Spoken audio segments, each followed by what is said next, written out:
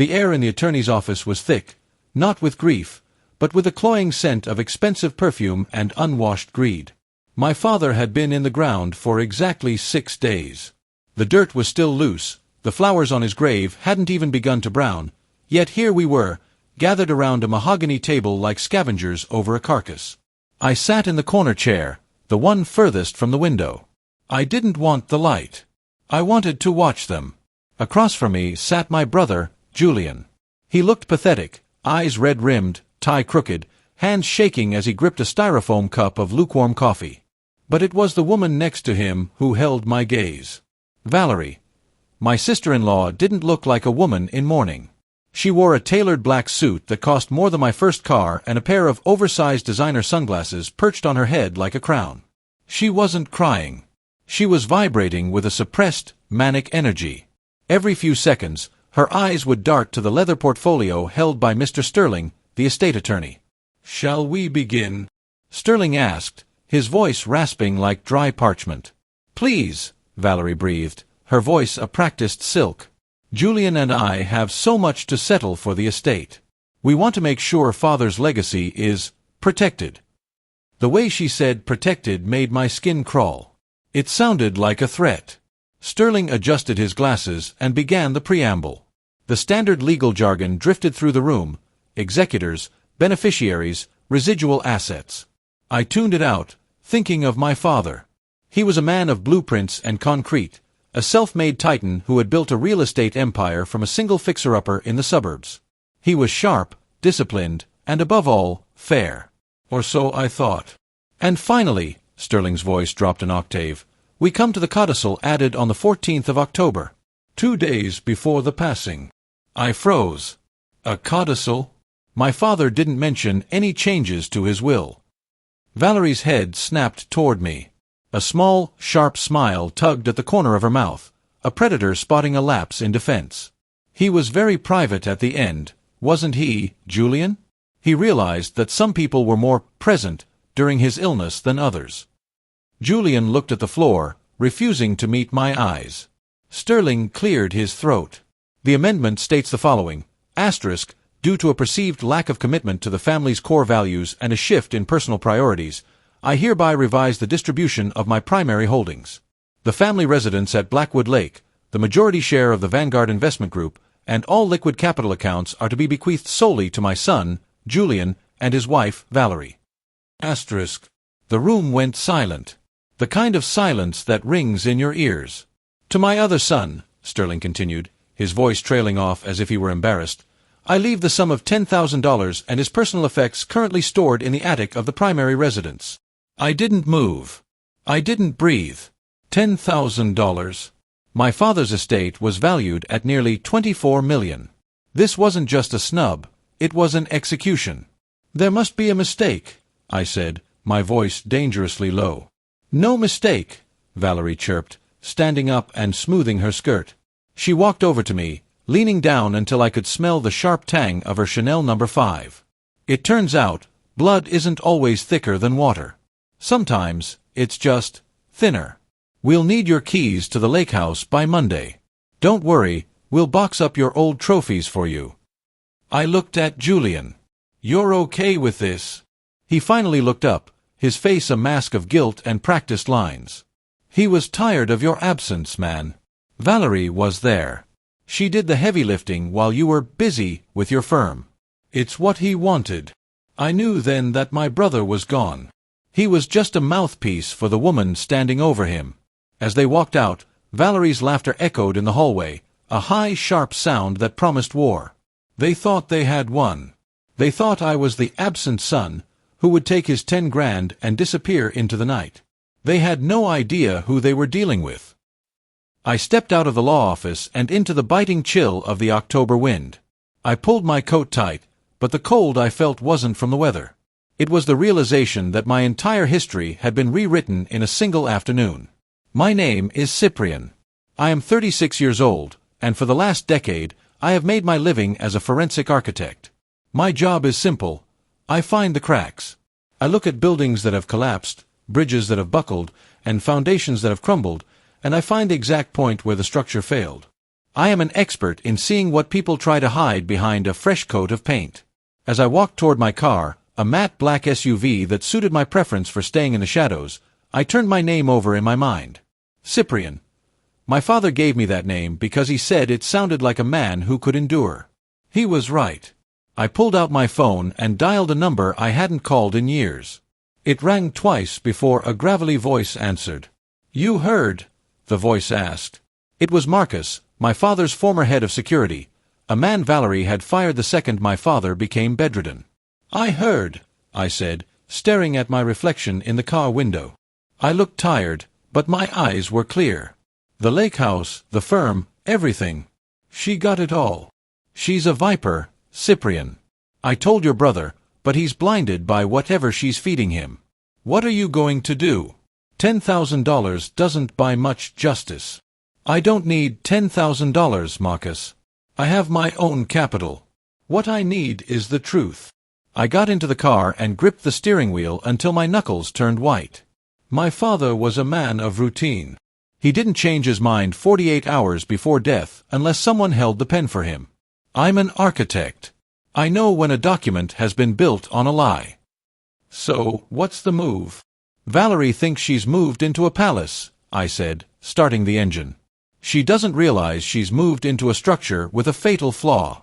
I'm going to find that flaw, and I'm going to pull on it until the whole roof caves in on her head. You're going to sue? No, I replied, watching Julian's car pull out of the lot ahead of me. I'm going to dismantle her.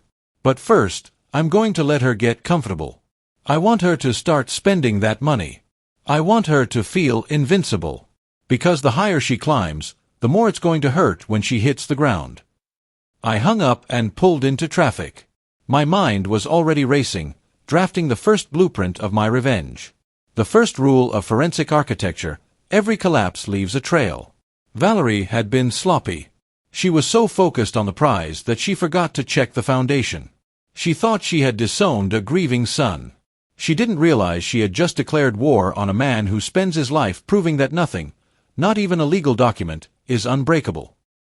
The lake house didn't feel like home anymore. As I pulled up the gravel driveway, the sight of Valerie's bright red convertible parked crookedly in my father's spot felt like a physical blow. She was already marking her territory. I wasn't here to plead. I was here for the personal effects Sterling mentioned, the scraps Valerie didn't think were worth a dime. I walked into the foyer, and the silence was gone. Loud, upbeat pop music was blaring from the integrated speaker system. I followed the sound to the kitchen, where Valerie was sipping wine and pointing at the custom cherrywood cabinets while a contractor took measurements. "Oh, Cyprian," she said, not looking up from her glass. "You're early. I haven't finished sorting through the trash in the attic yet." "I'll do it myself," I said, my voice flat. "Fine. But don't touch the mid-century pieces in the hallway. I've already appraised them. They're going to fund the new marble island I'm putting in here." I looked at the contractor. He looked uncomfortable. My father had built those cabinets himself. He loved the grain of the wood. Valerie wanted to rip it out for cold, white stone. "Where's Julian?" I asked. "Napping. The stress of the inheritance has been so hard on him," she sneered. I didn't argue. I climbed the stairs to the attic. It was hot, dusty, and smelled of cedar and old paper. Valerie had tossed my father's life into cardboard boxes with zero care. I began to sift through them, old blueprints, photo albums, a collection of vintage fountain pens. Then I saw it. Hidden behind a stack of old National Geographics was my father's medical organizer. It was a simple plastic tray for his daily pills. I remembered him being meticulous about it. But as I opened the lid, I noticed the Friday and Saturday slots, the 2 days before he died, were still full. If he hadn't taken his medication, he would have been in agonizing pain. He wouldn't have been able to hold a conversation, let alone sign a complex legal codicil. I tucked the organizer into my jacket. The first crack in her foundation was small, but it was deep. I didn't leave through the front door. I slipped out through the side mudroom, the one place Valerie hadn't bothered to scout yet. I needed to see someone who knew the truth about those final 48 hours. I drove 20 minutes out of town to a small, modest cottage. This was where Martha lived. She had been my father's live-in nurse for 5 years, right up until 3 weeks before he passed. When she opened the door, her eyes filled with tears. "Cyprian, I was wondering when you'd come. Valerie said you quit, Martha. She said you found a better-paying job in the city." Martha let out a hollow laugh and ushered me inside. "Quit? She fired me, honey. She accused me of stealing silver from the dining room. She threatened to call the police if I didn't leave that night. I didn't take a thing, but I was scared. She's a terrifying woman when she wants something." I sat at her kitchen table, the air smelling of cinnamon and old books. "Why then, Martha? Why 3 weeks before he died?" "Because your father was getting better," she whispered, leaning in. "The new treatment was working. He was sharp. He was starting to ask questions about the business accounts. He told me he wanted to call his lawyer to increase your share because he felt guilty for how much you'd been working." My heart hammered against my ribs. And then Valerie took over his care. She barred me from the room. She started giving him holistic supplements she bought online. Within a week, he couldn't remember my name. Within 2, he couldn't sit up. "She drugged him," I said. "It wasn't a question. I can't prove it, Cyprian. I'm just a nurse with a tarnished record now. Who's going to believe me over the grieving daughter-in-law?" I reached into my pocket and pulled out the pill organizer. "I believe you. And I think he left me exactly what I needed in that attic." I spent the night in my office, the walls covered in sketches of structural failures. But on my desk was a different kind of blueprint. I had laid out a timeline of my father's last month. Week 1 Martha fired. Week 2 father becomes non-communicative. Week 3 codicil signed. Week 4 death. I looked at the signature on the copy of the will Sterling had given me. To the untrained eye, it looked like my father's shaky hand. But I was an architect. I dealt in lines and pressure points. I pulled up a scan of a blueprint my father had signed for a project 3 years ago. I overlaid the 2 images on my light table. The F in his name on the codicil had a slight loop at the bottom, a flourish he hadn't used in 40 years. It was a learned signature. Someone had practiced this. My phone buzzed. It was a text from Julian. Cyprian, Valerie says you took things from the attic that weren't yours. She's talking about filing a police report for theft. Just give it back, man. Don't make this harder. I stared at the screen. My own brother was being used as a weapon against me. Valerie wasn't just satisfied with the money. She wanted me erased. She wanted me in a jail cell or in debt so deep I'd never see the light of day. I didn't reply to Julian. Instead, I sent a message to Marcus, the security head. "Cyprian I need you to find the witness on the codicil. A woman named Sarah Miller. Valerie's college roommate. Find out where she's hiding and what her bank account looks like." The war was no longer about the lake house or the 24 million. It was about the man who built it all. Valerie thought she was playing a game of checkers. She didn't realize I was already 3 moves into a checkmate. The following Monday, I didn't send a moving truck to the lake house. I sent a process server. I sat in my office, watching the clock. At 10 a.m. sharp, my attorney, a shark named Vance Holloway who specialized in estate litigation with extreme prejudice, filed a formal petition to freeze the estate assets. By 11:30 a.m., my phone began to melt.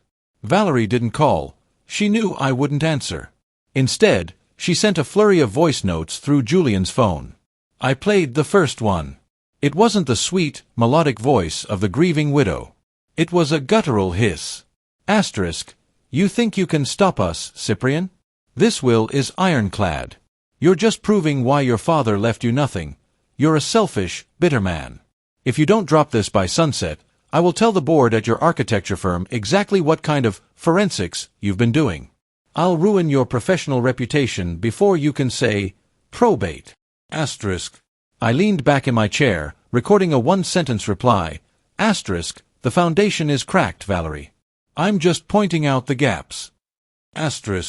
Vance walked into my office, dropping a thick folder on my desk.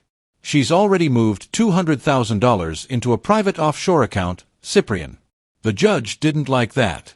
We got the emergency injunction. She can't spend another dime of your father's money until the first hearing. And the witness? I asked. Sarah Miller.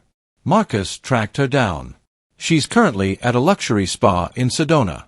A spa she shouldn't be able to afford on a kindergarten teacher's salary. The trail was getting warmer. Valerie didn't wait for the courtroom to start the war. By Tuesday morning, I was the villain of the town. I walked into my favorite coffee shop, and the whispers started immediately.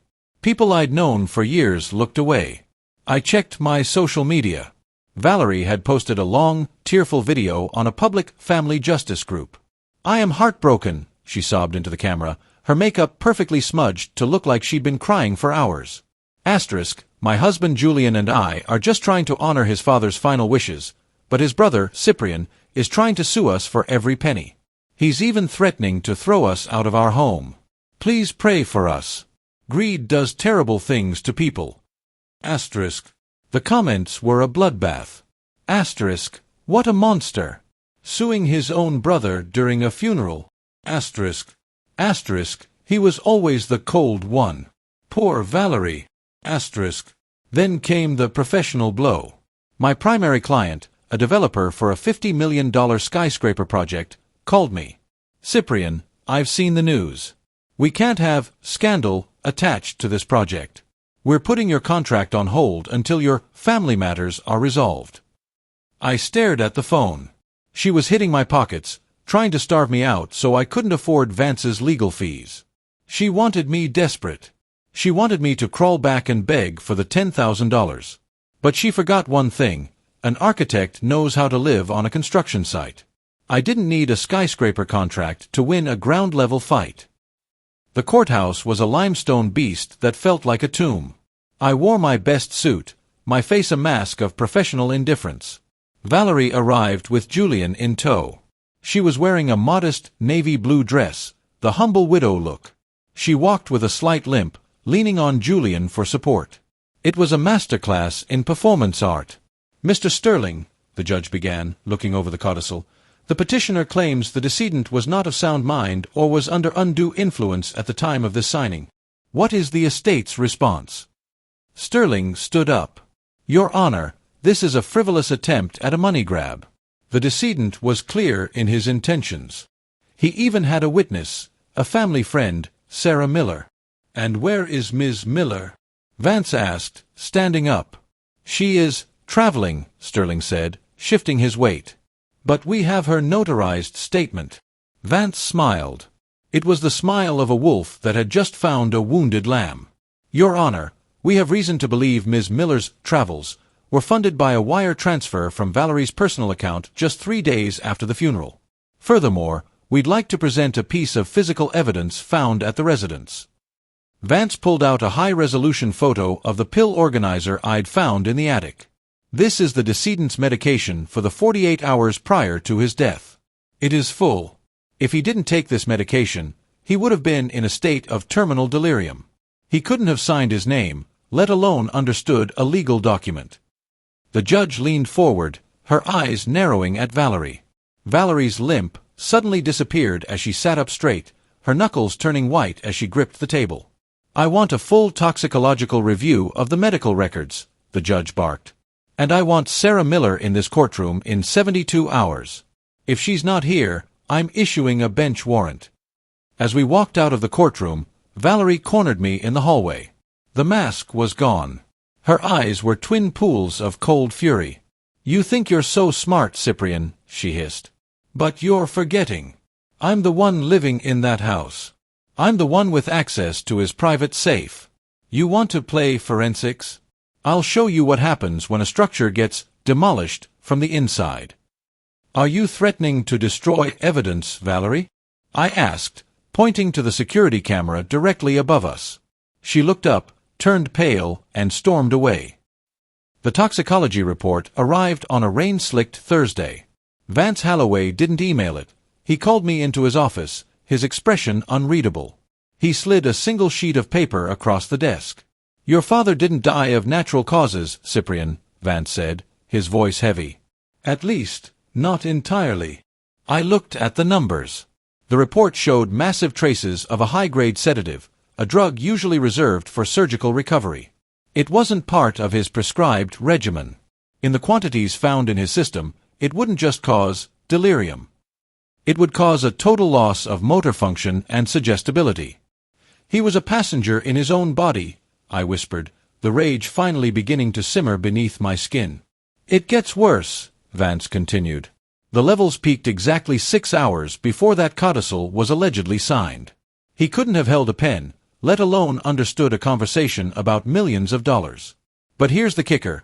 This specific sedative is only available through a few specialized clinics. Guess who worked as a consultant for one of those clinics 2 years ago? Valerie, I said. The structure of her lie was starting to buckle. She hadn't just forged a document. She had chemically restrained a dying man to steal his legacy. It was no longer just a probate case. It was becoming a criminal one. That evening, a familiar car pulled into my driveway. It was Julian's sedan, but it was battered, with a taillight smashed in. Julian stumbled out, looking like a man who hadn't slept in a week. He didn't look like the heir to a $24 million empire. He looked like a prisoner.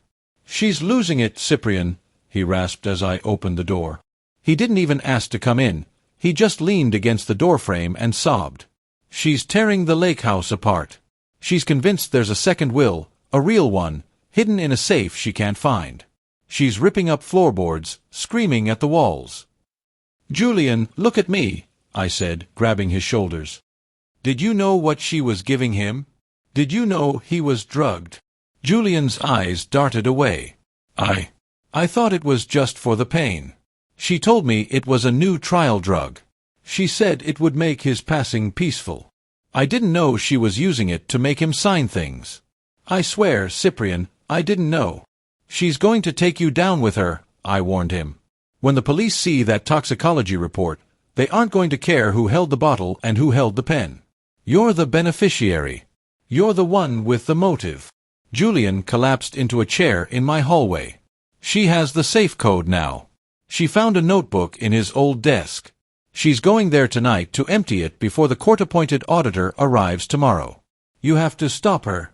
Not for the money, but because if she destroys what's in there, we'll never know what Dad actually wanted. I didn't call the police yet. I needed to catch her in the act. If I called the cops now, she'd claim she was just retrieving personal items. I needed her hands inside that safe. I drove to the lake house with Marcus. We left the headlights off, parking a quarter-mile down the road and approaching through the woods.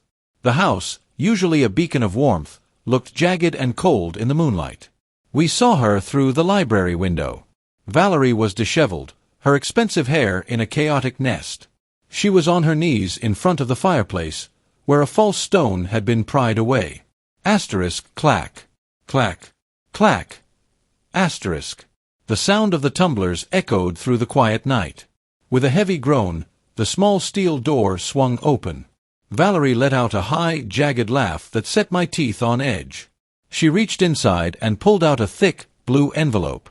Even from the shadows of the porch, I recognized the gold seal of my father's private notary. Finally, she hissed, reaching for a lighter on the desk. Goodbye, Cyprian. Goodbye, golden child. She flicked the lighter. The flame danced, inches away from the paper that likely contained the truth. Drop it, Valerie, I said, stepping through the French doors. She jumped, the lighter slipping from her hand and hitting the rug. She didn't look scared. She looked feral. She clutched the envelope to her chest like a shield. You're trespassing, she screamed. This is my house. I have the paperwork. You have a forged document signed by a drugged man, I said, stepping closer. And behind me is Marcus, who has been recording this entire conversation on a directional mic. The police are 4 minutes away. If you burn that will, you're adding destruction of evidence and obstruction of justice to a list of charges that already includes elder abuse. Valerie looked at the envelope, then at me. Her face contorted into a mask of pure, unadulterated hatred. He was going to give it all to you anyway. He never loved Julian. He just saw him as a disappointment. I was making things even. You were making yourself rich, I countered. Now, give me the envelope. The blue envelope felt heavier than it looked. As the sirens began to wail in the distance, Valerie collapsed into my father's leather armchair, the fire in her eyes replaced by a hollow, flickering desperation. I broke the gold seal with the precision of a man opening a structural report. Inside was a single, handwritten document. It wasn't the cold, typed legalese of the codicil Valerie had fabricated. It was my father's familiar, architectural script, steady and deliberate. To my sons, the letter began. I felt a lump form in my throat. This was the real will, dated only a month before his illness took a sharp turn for the worse. My father hadn't left me $10,000. He had left me the controlling interest in the firm and the responsibility of the estate. But more importantly, he had left Julian a protected trust, one that would provide for him but kept the capital out of reach of outside influences. He knew, I whispered, looking at Valerie. He knew exactly what you were, and he was trying to protect his son from you. Valerie didn't answer. She was staring at the doorway where the first of the local sheriff's deputies appeared, their flashlights cutting through the dim library. She was trying to burn it, I told the officer, handing over the envelope. And I have the toxicology report that explains why. While the police were processing the scene at the lake house, the second half of our pincer move was closing in 500 miles away. Sarah Miller, the witness to the fake codicil, had ignored the judge's summons. She thought she was safe in a luxury resort, sipping cocktails on Valerie's dime. She didn't realize that Marcus's contacts in skip tracing were far more efficient than the local police. As Sarah tried to board a private charter flight to Mexico, a flight booked in a hurry using a credit card linked to Valerie's consulting firm, she was met at the gate. Not by a flight attendant, but by two federal marshals and a very bored-looking Marcus. "The weather in Arizona is lovely this time of year," Marcus said, leaning against the boarding gate. "But I think you have a date with a witness stand in New York." Sarah didn't even put up a fight. The moment they mentioned conspiracy to commit fraud and accessory to elder abuse, she crumbled. She started talking before they even reached the interrogation room. She told them about the late-night practice sessions where Valerie taught her how to mimic my father's signature. She told them about the medicine Valerie had her order from the offshore pharmacy. The foundation of Valerie's empire wasn't just cracked, it was being demolished by her own hand-picked crew. The final hearing wasn't the media circus Valerie had hoped for. It was a cold, clinical execution of her lies. The courtroom was silent as Sarah Miller's taped confession played. Julian sat in the back row, his head in his hands, finally seeing the woman he loved for the predator she was. When the judge read the toxicology results, a collective gasp went through the room. "It is the finding of this court," the judge announced, her voice like a gavel strike, "that the codicil dated October 14th is a fraudulent instrument created under extreme duress and medical incapacitation." The judge didn't stop there. She invoked a rarely used statute regarding unworthy heirs. Because Valerie had actively participated in the physical and financial abuse of the decedent, she was legally barred from receiving any benefit from the estate, including any assets she might have shared with Julian. "The estate will be settled according to the valid will discovered on the premises," the judge concluded. "And I am referring this case to the district attorney for immediate criminal prosecution." Valerie was led out in handcuffs. As she passed my table, she didn't scream. She didn't cry. She leaned in and whispered, "You think you won? I've already spent $3 million of your inheritance. You'll be in debt just trying to find where I hid it." I looked her in the eye, my face a mask of architectural calm. "I don't care about the $3 million, Valerie. I'm an architect. I'm used to the cost of a teardown. And right now, you're level with the ground." Valerie's boast about the missing $3 million wasn't a bluff, but it was a challenge I was uniquely qualified to meet. Forensic architecture isn't just about buildings, it's about following the money that built them. I spent the next 2 weeks buried in my father's business ledgers. Valerie had been clever, but she was arrogant. She had funneled the money through a series of shell companies named after architectural terms: Keystone Holdings, Cantilever Group, Foundation Trust. She thought it was a joke at my expense. To me, it was a map. Every time she moved money, she left a digital footprint, that matched the exact dates she had visited her holistic clinics. By the end of the month, we hadn't just found the 3 million. We found an additional 2 million she had been siphoning off while my father was still alive. The first step in reclaiming the estate was physical. I arrived at the lake house with a sheriff's deputy and a professional cleaning crew. Valerie was in jail, but her presence still stained the house. Her designer clothes were scattered across the master suite, and the smell of her perfume hung in the air like a lingering sickness. "Pack it all," I told the crew. "Everything that wasn't here before she married Julian goes into a storage unit. If she wants it, she can pay the bill from her commissary account." As they worked, I found a small, hidden safe behind a painting in the guest room, one Julian didn't even know about. Inside wasn't money. It was a collection of my father's lost watches and my mother's jewelry. Valerie had been preparing to disappear long before the will was ever read. Julian was a shell of a man. He moved into a small apartment near my firm, refusing to take a dime of the inheritance. The guilt of being a bystander to his own father's abuse was eating him alive. "I can't take the money, Cyprian," he said, sitting in my office. "I let her do it." I was so desperate for her to love me that I ignored the fact that she was killing the only man who actually did. I looked at him and reminded him that he was a victim of a different kind of architecture, a cage Valerie had built. I offered him a way out, helping me turn the lake house into a foundation for elder abuse victims. For the first time in months, Julian's eyes showed a spark of light. The criminal trial of Valerie Van Sterling became a local sensation. I sat in the front row every single day. I wanted her to see my face. I wanted her to know that the absent son was the one who had methodically dismantled her life brick by brick. The evidence was overwhelming. The toxicology, Sarah Miller's testimony, and the true will were the final nails in her coffin. When the jury returned after only 3 hours of deliberation, the verdict was unanimous: guilty on all counts. The judge was a man who didn't appreciate theater. He looked at Valerie over his spectacles and delivered the sentence that brought the room to a standstill. "Mrs. Sterling, you didn't just steal money. You stole a man's dignity and a family's peace. For the charges of forgery, grand larceny, and felony elder abuse, I sentence you to 25 years in a maximum security facility, without the possibility of parole for the first 15. Valerie's scream was muffled as the guards led her away. She had spent her whole life thinking she was the smartest person in the room. She died a little that day, realizing the room had no doors. I returned to the lake house one final time before the grand opening of the foundation. The marble island Valerie had ordered was sitting in a crate in the driveway. I told the contractors to send it back. I sat on the porch, looking out over the water. The silence was finally peaceful. The structure was sound. The cracks had been filled. My father's legacy wasn't the 24 million. It was the truth. And as the sun set over Blackwood Lake, I realized that the best revenge wasn't just winning. It was making sure that the house my father built was finally, truly, a home again. In the year following the trial, Julian found a new purpose. He became the lead director for the Sterling Foundation for Elder Justice. He used his share of the trust to fund legal aid for families who were going through exactly what we had suffered. He never remarried, but he found a different kind of companionship in the community he helped build.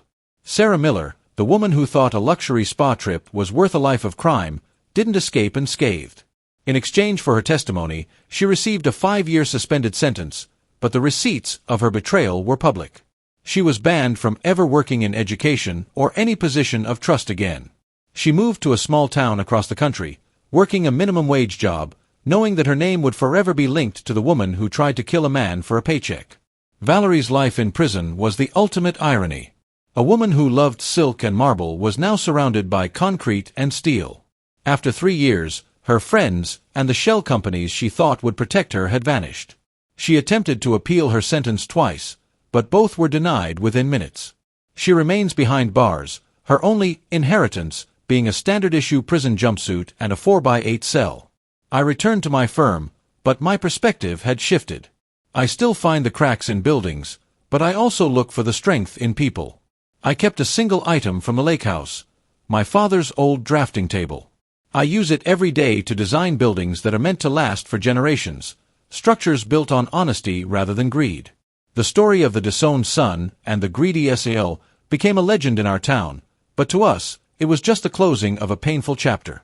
The funds recovered from Valerie's offshore accounts were used to build 3 new wings in local hospitals dedicated to palliative care. No patient would ever be left alone with a Valerie again. The foundation was strong, the blueprints were clear, and finally, my father could rest in peace.